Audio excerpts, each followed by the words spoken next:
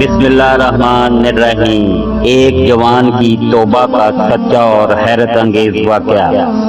ایک نیک شخص کے گھر کی دیوار اچانک گر گئی، اسے بڑی پریشانی لاحق ہوئی اور وہ اسے دوبارہ بنوانے کے لیے کسی مزدور کی تلاش میں گھر سے نکلا اور چراہے پر جا پہنچا۔ وہاں اس نے مختلف مزدوروں کو دیکھا جو کام کے انتظار میں بیٹھے تھے۔ ان میں ایک نوجوان بھی تھا جو سب سے الگ تھلگ کھڑا تھا۔ اس کے ایک ہاتھ میں تھیلا اور دوسرے ہاتھ میں دیسا تھا۔ وہ نیک شخص دیوار کی دوبارہ تعمیر کروانے کے لیے اس نوجوان کے پاس گیا اور اسے ساتھ لے کر گھر آ گیا۔ مزدور کو کام کی ترتیب بتائی اور پھر کسی کام سے باہر چلا گیا۔ جب شام کے وقت واپس آیا تو دیکھا کہ اس نے عام مزدوروں سے دگنا کام کیا تھا۔ اس نے باخوشی اجرت ادا کی، جس کے بعد مزدور چلا گیا۔ دوسرے دن وہ دوبارہ اس نوجوان کی تلاش میں نکلا، مگر اس بار وہ نظر نہ آیا۔ اس نے دوسرے مزدوروں سے اس کے بارے میں دریافت کیا تو انہوں نے بتایا کہ وہ نوجوان ہفتے میں صرف ایک دن مزدوری کرتا ہے۔ اس شخص کو احساس ہوا کہ وہ عام مزدور نہیں بلکہ کوئی بڑا آدمی ہے۔ اس شخص نے نوجوان کا پتہ معلوم کیا اور اس جگہ پہنچا تو دیکھا کہ وہ نوجوان زمین پر لیٹا ہوا تھا اور اسے سخت بخار تھا۔ اس شخص نے نوجوان سے کہا، میرے بھائی، تو یہاں اجنبی ہے، تنہا ہے اور پھر بیمار بھی ہے۔ اگر پسند کرو تو میرے ساتھ میرے گھر چلو اور مجھے اپنی خدمت کا موقع دو۔ اس نے انکار کر دیا لیکن مسلسل اصرار پر مان گیا، لیکن ایک شرط رکھی کہ وہ کھانے کی کوئی بھی چیز پیش نہ کرے گا۔ نوجوان کی یہ شرط منظور کر لی اور اسے اپنے گھر لے آیا۔ یہاں وہ 3 دن قیام پذیر رہا، لیکن اس نے نہ تو کسی چیز کا مطالبہ کیا اور نہ ہی کوئی چیز لے کر کھائی۔ چوتھے روز اس کے بخار میں شدت آ گئی تو نوجوان نے اس شخص کو اپنے پاس بلایا اور کہنے لگا، میرے بھائی، لگتا ہے کہ اب میرا آخری وقت قریب آ گیا ہے، لہذا جب میں مر جاؤں تو میری اس وصیت پر عمل کرنا کہ جب میری روح جسم سے نکل جائے تو میرے گلے میں رسی ڈالنا اور گھسیٹتے ہوئے باہر لے جانا اور اپنے گھر کے ارد گرد چکر لگوانا اور یہ صدا دینا کہ لوگوں، دیکھ لو، اپنے رب کی نافرمانی کرنے والوں کا یہ حشر ہوتا ہے۔ شاید اس طرح میرا رب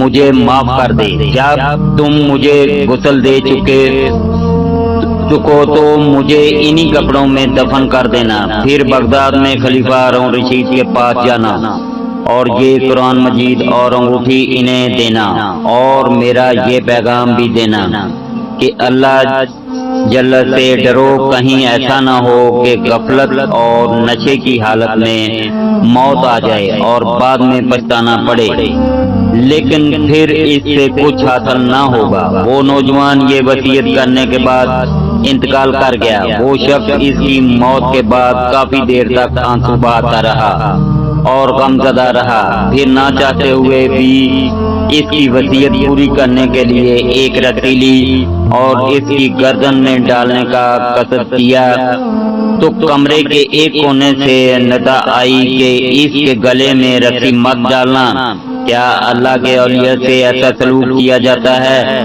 یہ بات سن کر اس کے بدن پر کپ کپی طاری ہو گئی۔ یہ سننے کے بعد اس نے نوجوان کے پاؤں کو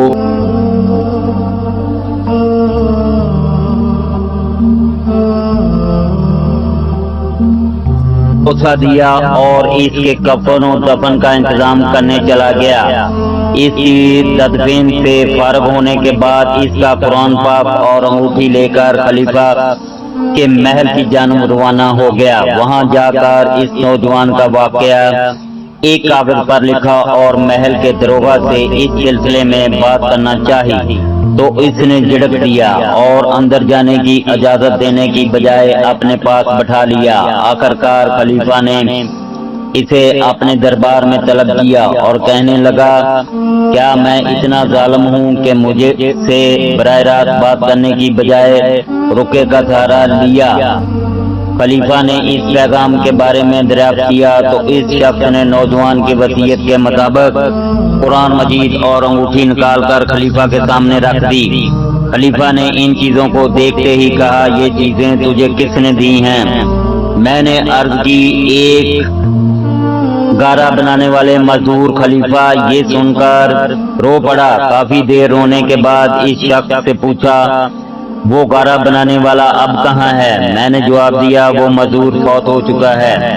یہ سن کر خلیفہ بے ہوش ہو کر گر گیا اور گھنٹوں بے ہوش رہا۔ میں اس دوران حیران و پریشان وہیں موجود رہا۔ پھر جب خلیفہ کو ہوش آیا اور کچھ افاقہ ہوا تو مجھ سے دریافت کیا اس نوجوان نے تجھے کوئی وصیت بھی کی تھی؟ میں نے اسے نوجوان کی وصیت بتائی اور وہ پیغام بھی دے دیا جو اس نوجوان نے خلیفہ کے لیے چھوڑا تھا۔ جب خلیفہ نے یہ ساری باتیں سنی تو مزید غمگین ہو گیا اور اپنے سر سے عمامہ اتار دیا اور کہنے لگا اے مجھے نصیحت کرنے والے، اے میرے زاد و پارسا، اے میرے شفیق، اس طرح کے بہت سے القابات خلیفہ نے اس مرنے والے نوجوان کو دیے اور مسلسل آنسو بھی بہاتا رہا۔ جب رات ہوئی تو خلیفہ نے اس کی قبر پر لے جانے کی خواہش ظاہر کی۔ خلیفہ چادر میں منہ چھپائے اس شخص کے پیچھے پیچھے چلنے لگا۔ جب قبرستان میں پہنچ گئے تو ایک قبر کی طرف اشارہ کر کے اس شخص نے کہا عالیہ یہ اس نوجوان کی قبر ہے۔ خلیفہ اس کی قبر سے لپٹ کر رونے لگا۔